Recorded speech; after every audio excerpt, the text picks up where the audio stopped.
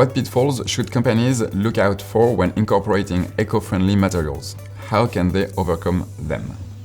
Shipbuilding is a centuries-old industry, following many rules and regulations. Every ship is classified, certified by a classification society.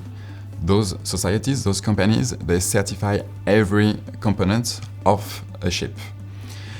This is why shipyards and ship designers sometimes are reluctant to invest in new and innovative materials, because they would have to demonstrate that this new material, this new component, meets the same properties as the existing ones.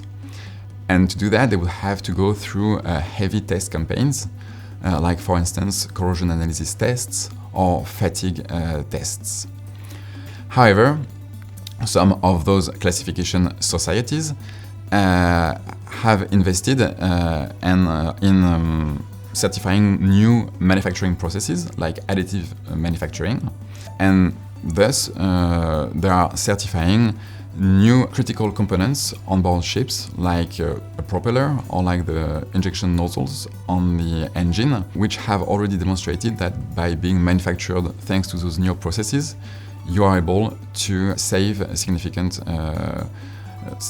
on carbon emissions.